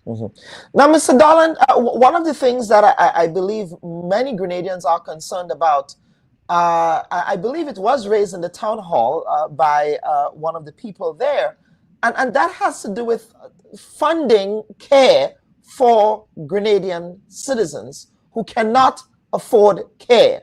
That is the reality here. We have a health system, we have a health infrastructure where if you are sick, there are particular types of specialist care that you will not get at Grenada Secondary Hospital. To fund that, the previous administration and the previous administration before that proposed national health insurance. The proposals, the current one that was there, that was done with the help of Mr. Ned, Dr. Ned and so on, a Grenadian, that was shelved by the administration. At the town hall, I did not hear anything about the supporting national health insurance infrastructure. The Prime Minister indicated that there was going to be a set of new systems put in place to ensure that NHI is on board, but that was not made clear at the town hall meeting. Where are you with that? And is that a conversation you're having with the government, with the Prime Minister, with the Ministry of Health concerning national health insurance? Because at the end of the day, yes, we can have a spanking new facility. We can have a medical city, you know, with beautiful accommodation, medical tourism. Great. But would the average Grenadian, in the absence of NHI, be able to afford the services that their hospital, that taxpayer-funded hospital, would be able to provide for them? Yes, I think to take a step back, the government's view is not about building a hospital. That's not its overall mission. The overall mission is to create a healthy Grenadian population. And to do that, the hospital is just one component. But a critical component for that is primary health care, and another component for that is NHI. And the government of Grenada is focused on both of those matters. And so as Project Polaris, our focus is on the hospital itself, the new hospital, but we also know critically that we need to have a strong primary healthcare system and a strong working national health insurance. Those two matters are being handled by the Ministry of Health. The Prime Minister did indicate that yes, there was a transition from JIPA now over to the University of West Indies that are preparing and developing our NHI strategy. That is all that we know of as Project Polaris, because again, our focus is again on the new hospital, but we have discussed and we all know within the Ministry of Health and all its arms that national health insurance will be on stream, again, hand in hand with the new hospital. How that is done, when that is done, again, that is a separate work stream handled within the Ministry of Health. But I would be aggressively following up on that with the ministry, because, you know, to me, and again, this is not on you, and I'm not trauma dumping on you or anything like that. But, you know, but I just find it frustrating that, you know, all of this work was done by Grenadians who served in the Grenada Revolution, for example, by folks who've had extensive experience, you know, and the vision for putting an NHI proposal together. And with the change of administration, that just went out of the door. But that's neither here nor there. But let us talk about, of course, the commercial complex that would inform this new site there. Of course, there are concerns about, okay, if you're going to be having a 250-bed hospital, then you're also going to have this commercial complex. If this is supposed to be a hospital, then can you explain, articulate, again, the vision for having this commercial complex? Is this part of the medical tourism drive? And then the second part of that question has to do with the capacity for that commercial complex? Have you identified specific, I suppose, investors who might want to invest in that commercial complex, and who are they? Yes, great questions. The reality is the structure of, we were intentional in terms of how we built the medical city, because we knew that the hospital will be the cornerstone to spur investment into Grenada and to also increase the various services from a health and wellness perspective that can be provided in the country, not only for the country, but for the broader region. So the government is using this hospital itself, its investment as a hospital, to drive further growth into the economy and to be able to allow the private sector to leverage the great investment that will be in the hospital itself. So on the back of the hospital and the talent that we have, combined with the increase of medical students, nursing students, other allied health professionals being trained, we know that population can be leveraged in other ways. So the vision is for additional research and development hub to be able to be part of that city. Again, private sector driven. On the back of that, we'll know that there's going to be a retail component because people need to shop, people need to eat, people may want to buy things. Again, that is going to be the retail component will be, again, private sector driven. There'll be other commercial elements in the city, whereas medical offices and services that would love the support of having a hospital close by in case there is an emergency, such as plastic surgery facilities, etc. Again, we'll be able to leverage the infrastructure of the new hospital. And lastly, the hospitality space, again, that is being proposed for that campus is going to leverage the requirements for people if they're far away and their loved ones, if they're coming from overseas, again, whether that's the retirement tourism, whether that's the medical tourism, to have that hospitality component as well. So in terms of a timing perspective, the government knew that we needed to first build the hospital, to start making serious progress, to give the private sector the comfort to start to invest alongside and into the property. Where we are is that multiple individuals have approached us to discuss the potential to look at the accommodation component, the hospitality component, various other elements on the medical side as well. And so where we are right now is we are going through a process of engagement with the private sector, and will be over the coming months and years to start to roll out the various phases of the medical camp, of the medical city, after we've now grounded the hospital campus and started the construction there. Mr. Dolan, on your LinkedIn, I'm seeing that you also had a recent visit to, I believe it's Miami. You met with some folks there. Could you tell us what that was about? Was that also about drumming up investment, or was that for fundraising purposes for the construction? Yeah, so in terms of the Miami trip, I believe you're referring to that again was with with Perkins and Will, who are our architect and our lead advisor for the site master planner.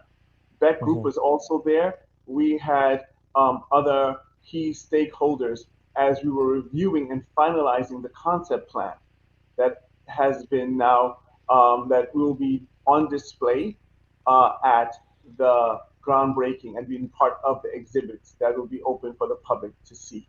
So that trip had multiple functions. One was, again, finalizing the concept design for the hospital, number one.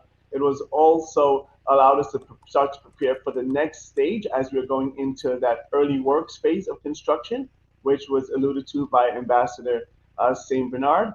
And again, it also allowed us to have the ability to start to really fine-tune our strategies for the coming months as we enter into the next phase of our execution. In terms of fundraising, that's a separate conversation which we could go into. I think you alluded to that earlier. I'm happy to discuss that now or later. Yeah. Please discuss it now. Yes. Yeah.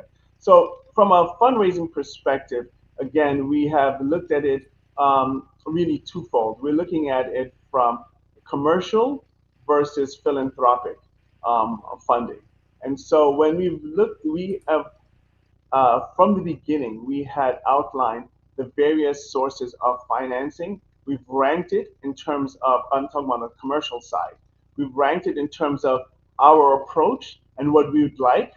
And again, based on a couple of factors, we're talking about tenor, so the duration of the loan, on the maturity. We also looked at the interest rates as well. Those are really two components. And that led us to work again to find the concessional debt. So that was top of our list. So that is one where we have executed and we continue to execute. The second phase is going to be really what we consider grant funding / philanthropic funding. And that is a strategy that, again, is core to Project Polaris and the sustainability of this new hospital. So from the grant funding side, we are continuing to engage with various international parties for various grant with regards to various grant opportunities. In addition to that, we have developed a philanthropic strategy, which we will be rolling out in the coming weeks and months. You'll see a sneak preview of that at the groundbreaking. But again, with the philanthropic strategy, that is designed to leverage the general Grenadian population, both here on island as well as in the diaspora, who have the desire to give and be involved in the project from a financial perspective. So that will be coming, and we'll be developing, and it's in process, developing giving mechanisms to be able to tax efficiently receive the donations from, again, local Grenadians as well as the diaspora. In addition to that, the expectation will be that we, as part of that strategy, will also look to engage with what I would say more broadly as friends of Grenada. And so they may not be Grenadian by birth or by ancestry, but they have a connection to Grenada. They have an interest in Grenada. So, for example, you'd see many of the SGU graduates may fit into that Friends of Grenada category and others. So we have developed a really comprehensive philanthropic strategy that is going to continue to grow and evolve, that we'll be able to go into in further details at the appropriate time. Yes, let's get to some viewer questions here. Martin Felix is asking, what about waste disposal? Hospitals of that capacity have potential to generate a lot of plastic and other such pollution. We already have waste challenges in Grenada, and that is absolutely true. Again, great question. Where we've started out, and we've been engaging again with not only the general hospital, but with solid waste, with NOASA. So we're looking at not only physical waste, but we're also looking at water waste, right? And so from that perspective, when we consider waste, we are working with the general hospital to expand their waste policy, which was more focused on bio waste historically. But in addition to bio waste, we're also going to have chemical waste. In terms of some of the devices that we're going to be utilizing, when you start talking about some of the radiation treatment, you may have some nuclear waste. And those all have different disposal requirements, right? So this is not a quick strategy to be developed on a whim. This is an intentional strategy that we are developing. And that will require some of the waste will need to stay on island. Some of the waste may need to be taken off island if we do not have the capacity to handle it, such as nuclear waste. Or we also consider other ways that we may be able to handle some of those matters. So again, that goes back to a more holistic strategy, not only for Project Polaris, but the broader hospital system in Grenada and working with the Ministry of Health to develop. So this is again, high on our priority list. Our international funders require this. We require this as the government of Grenada. And again, this is being addressed. Is there consideration for incorporating a store or stores that provide for the purchasing of primary patient care personal needs, given where the hospital will be built? Of course, and I think it's important to acknowledge here that, again, the hospital would not be in the domain of the town of St. George unless there is an idea to now create out of the hospital a city in St. David's, and I would say that in jest, it might be, the second town, because St. David's does not have a town. So maybe that might count as the town for St. David's. I don't know, but on a serious note here, is that something that you would think about, I suppose, for the commercial complex, or for just the overall ancillary services that will be provided at the hospital facility? Yeah, again, another good question. The view is more holistically that the hospital will spur development and investment in the broader St. David's area, period. And again, on both sides of the border, because it's close also to St. George. And so the reality is that will happen, we think, organically. But in addition to that, that goes back to the retail space I was indicating in our conversation earlier. What are the other elements of the campus?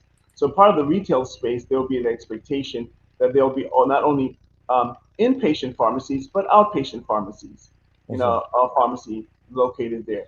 There will be expectation that there are going to be shops as well as restaurants is as part of the medical city. Because again, when you look at the volume of individuals that are going to be part of this medical city, that is going to be required. The current general hospital has over 1,000 employees. This new hospital will have north of that, right? And that's only the hospital itself. So when we look at, and that doesn't include the teaching aspect. So when you look at that, we expect that as part of the retail element, we would expect other general stores and services to also be provided in addition to the outpatient pharmacy and the like. Well, again, I'm from St. David's. I have some land in St. David's, so maybe I should start thinking about leasing it, because I suspect the value might be going up. I'm not selling, folks. I'm just going to lease, okay? 99-year lease. But Mr. Dolan, any closing comments from you? Of course, from the sod turning, again, the timeline, I believe, is 2029, 2028 for official opening. End of 2028, 2029, yes. For that first phase. Correct. The second phase, long term. I hear a lot about the first phase, the hospital, but in respect of the ancillary infrastructure that would be included there, what is the timeline for that? The timeline for that is not being set outright by the government of Grenada. We are part of it, but the expectation is the other facilities and the other phases will be done as part of PPP arrangements, so public-private partnership arrangements with, again, the private sector. So we are working with the private sector. We're working with individuals interested to provide some of these elements we've just discussed and more. And that will, again, determine the actual timing of the city. We expect, again, that this city will be developed in phases. So the same way SGU did not appear overnight in terms of the 100+ buildings on that campus, it did evolve over the last 50 years. We expect that this will grow organically over a period of time, not 50 years, but again, starting with the first phase of the hospital, which will be operational by the end of 2028, early 2029. And then on the back of that, we'll have critical infrastructure that will be needed to support the hospital that will need to be coming up in conjunction with that similar time frame, such as housing, such as some of the matters that you've talked about, retail, etc., that we will expect to be coming on in due course or very soon in conjunction with that same timing. But again, ultimately, that is a conversation that we're having now and we will continue to have with the private sector. Mr. Dolan, I will go over to you, sir, for some closing comments. And again, thank you for being flexible. Again, it's not my style to reach out to people on the last minute, but I thank you for being flexible, for coming here today, and for, again, just having a series of follow-up conversations. And I do hope that you will continue to make yourselves available, because I think the questions that we raise here are very pertinent to concerns that citizens might not have an opportunity to ventilate at the town hall, but nonetheless, of course, healthcare is just one of those major systemic issues that we deal with in Grenada. And so thank you again for being flexible. Over to you.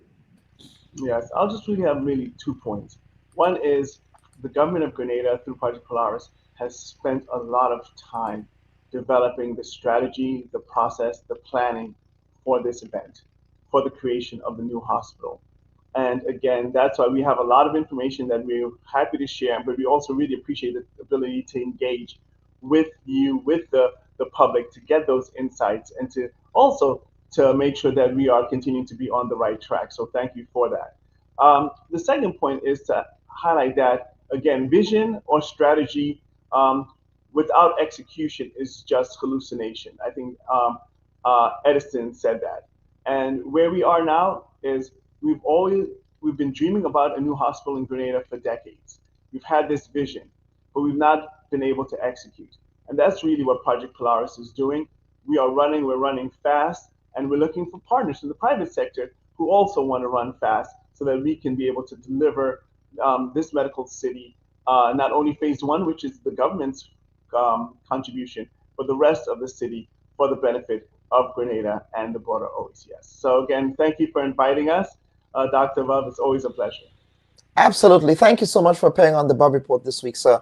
And viewers and listeners, we are going to, before we close the program, we have a quick conversation with Mr. Derek James. Mr. Derek James of the Democratic People's Movement. Today, the Democratic People's Movement, they're having their inaugural, they call it a Congress, but you know, it's essentially a convention down there at the Grenada Trade Center. So we're going to take a quick break and join Mr. James when we get back just to get an update on what occurred there today. So let's stand by for that conversation. We are able to get him on here. So just stand by for that, folks.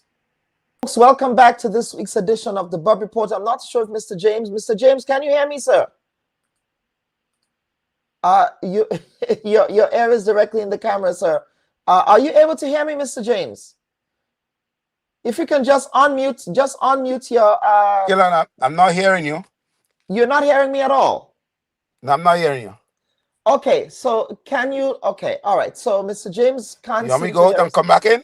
Yes, just go ahead and come back in, please. Okay. Yes, all right.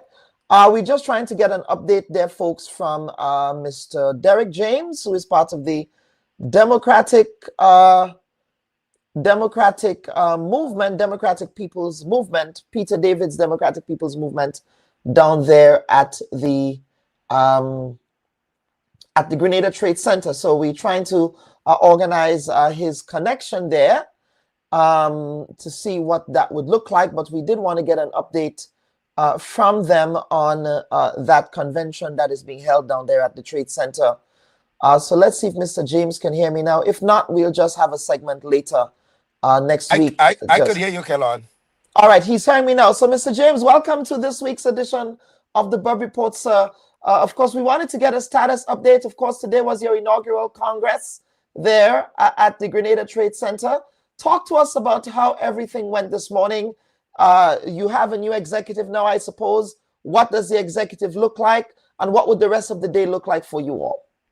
Well, Kellon, we just finished the morning session, and which we had a very successful session. We had the ratification of our constitution, and also we had the election of officers. So we are now preparing for the afternoon session where we'll have speakers, guest speaker, the political leader. Well, Peter David has been elected as the political leader. Ali Gale has been elected as a deputy political leader. Archie Bain has been elected as a chairperson.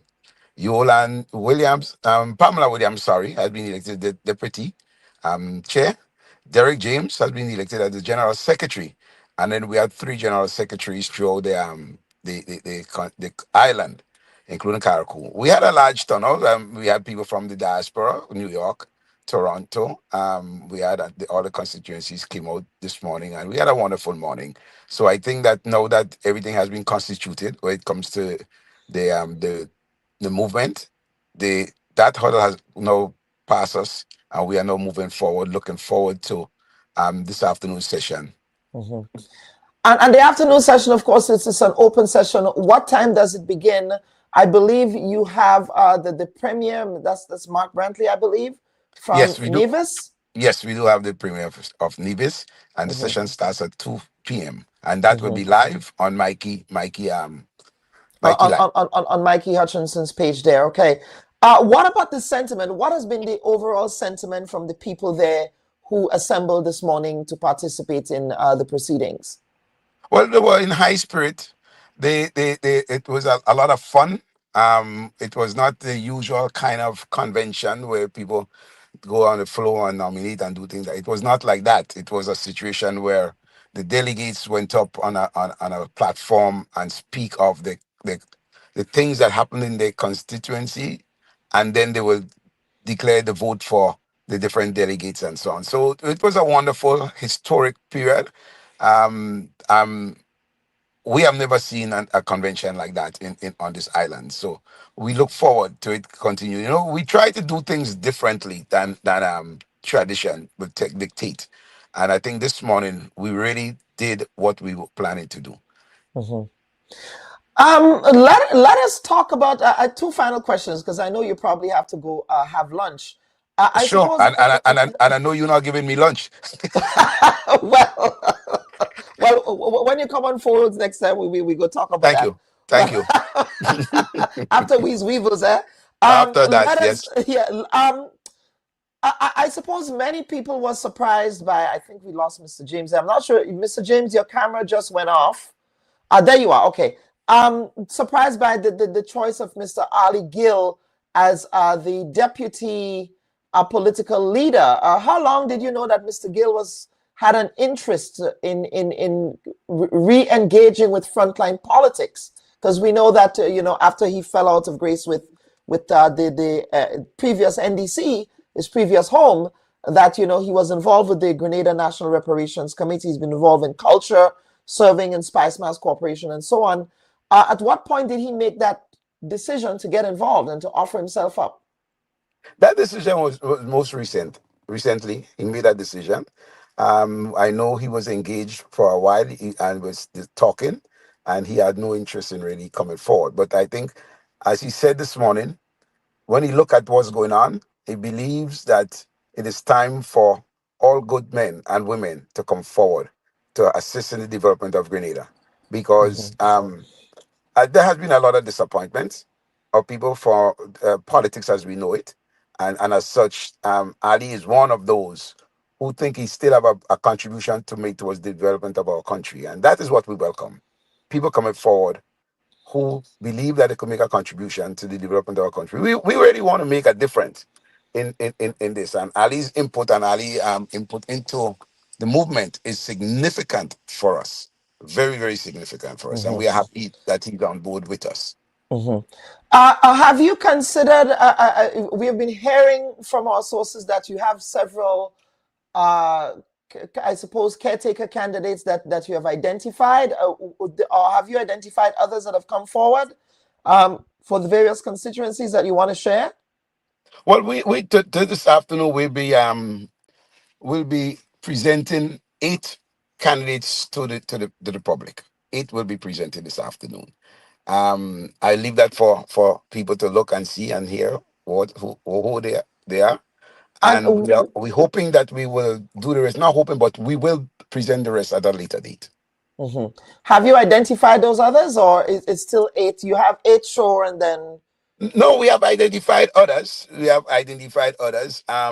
We believe that there's a process that we have to go through for every candidate. We have completed the process for the 8. We have also completed the process for a couple of the others, and we have to fulfill our requirements. It is not just about we who then pick candidates. The candidates comes from the members of the different constituencies. And I just want to go through the process for you because we're very democratic. And what every candidate who vying for that position, they must get the endorsement of what we call the cell, the different constituencies. They have to get the endorsement from them.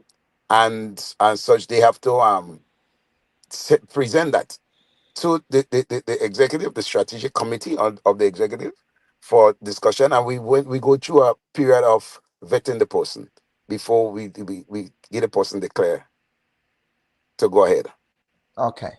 Okay, very well. Mr. James, is there anything else you wish to add? Of course, we'll be watching here on the Bubb Report, monitoring developments as they unfold there this afternoon. Any final comments to you before we let you go have some lunch? Well, I do appreciate that. But Kellan, I just want to say to all the people out there, we have room for everybody. We want to encourage everybody to come on, join with us. We don't represent colors. We represent unity. So whether you're green, you're gold, you're black, you're red, whatever it is, you are welcome to be part of the movement. It's about unifying people to build a better Grenada for everybody. We are in this business to have a politics, not as we know it, but it's a different type of politics, not one to slander people. We will not get involved in that. And as such, we look forward to everybody being part of this movement. And as we go forward and prepare for the next general election, you will hear a lot more from us. We'll be speaking a lot about what is happening, and we will be engaged. And as you said, that's on Mikey Live's pages. I suspect that would be on YouTube as well, YouTube and Facebook. Yes, Very well. certainly. So Mikey Live, Yes. for those of you who follow Mikey Live, you can find this afternoon's proceedings that kicks off at 2 p.m. Yes. Kellan, thanks a lot, and enjoy the rest of your day. And as a PVC boy and as a GBSS boy, we have to respect the performance of the S.A.A.S. people. Yes. I want to extend congratulations to them. They have done well. Yes, absolutely. That's right. You went to the GBSS, and congratulations to the GBSS for putting up a valiant fight in this year's Intercol as well. Thank you, Kellan. Take care. Yes, absolutely. Absolutely.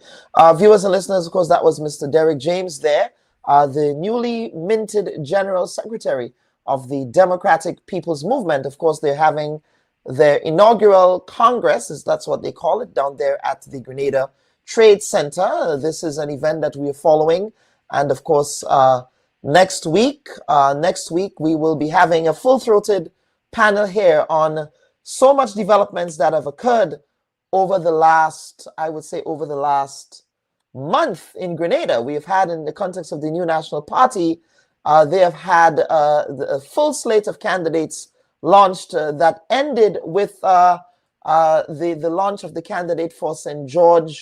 Andrew Northwest, of course, who will go up against the Honorable Delma Thomas, who is the current MP. And of course, that sort of prompted many conversations around flow crossings and things like that, So we'll be having a full-throated conversation on these developments. Of course, there's also the visa bond issue. Many are suggesting, of course, many have advanced several theories about this in Grenada, that is.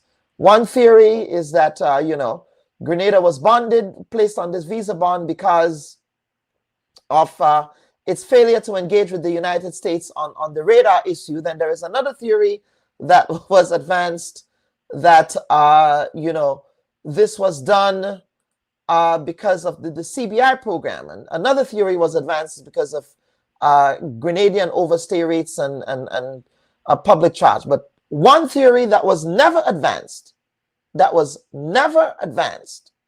in all of this is the blatant racism of the person in charge of the United States of America right now, who explicitly said that he prefers migration from places that are not S-hole countries. He said that, his words. He also said, this business of migration from so-called third world countries, but he calls it third world countries, I don't, needs to stop. His words. So I just find it interesting that in all of the theories that have been advanced by folks in Grenada, in opposition circles in particular, none of it, and I've noticed a pattern here, where it's a criticism of government's failure on matters, but it's never a criticism of policy directives that are coming from Washington because of the intrinsic nature of the regime in Washington.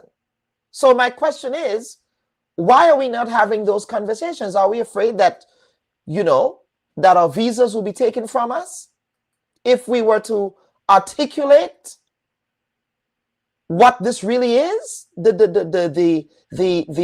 xenophobia, the anti-immigrant sentiment, the racism, right? Where you have a policy that essentially says we are not going to welcome any migrant from any brown country, any black or brown country, except white South Africans. So why are we not having that conversation? Why are we not having that conversation, right? And so I think if we're going to be, several things also can be true at the same time. It may very well be that, you know, and of course there are issues related to the CBI program, that those are valid concerns. But did we get any real confirmation from Washington that was the case? Did we? We don't know that. So I just thought that you know, I needed to articulate that view, and of course that has taken up all of the oxygen in the room against the backdrop of the fish ban that was lifted. There was a fish ban that was lifted. Of course, Grenada really dropped the ball. Both administrations dropped the ball on this issue of being in compliance with NOAA's fish export, fish import requirements, right? And so that was also made into a whole political football and all of that. And of course, that was lifted this week. So now the fishermen can begin to, you know, re-export their fish to the United States. And of course, you know, that is an issue that we'll be following up as well. But I think it's important. It's important that we must contextualize what is happening against the backdrop, right, of what this I have to choose my words carefully, of what this authoritarian articulated about people from places like Grenada. He said, why are we not welcoming more people from Norway? Why are we not having those conversations? Do we not have the moral clarity to call that out as well? In the same way we have the moral clarity to call out some of the issues related to CBI? But that's just a thought. Anyways, I just thought I needed to put that out there. And of course, as I go this week, I just wanted to quickly share.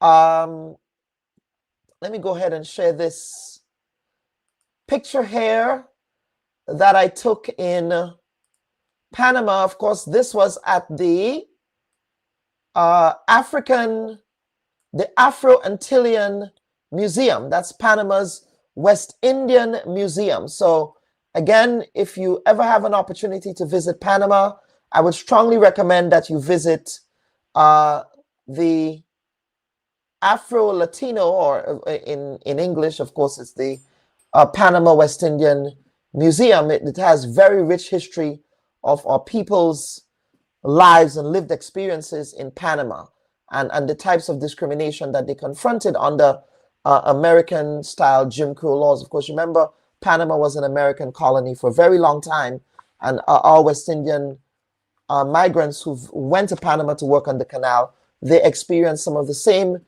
Jim Crow conditions that American citizens face in the United States by virtue of the fact that, you know, Panama was a colony. So I certainly would recommend everyone, if anytime you go to Panama, there is a rich Afro heritage, Afro-Caribbean heritage and history in Panama that you should really explore.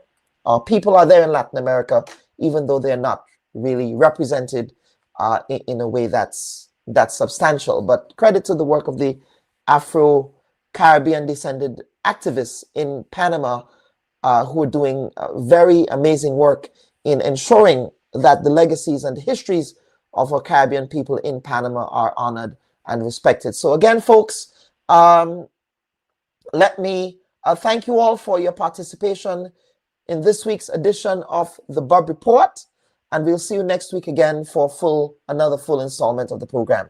Take care. Have a good week ahead. Bye-bye.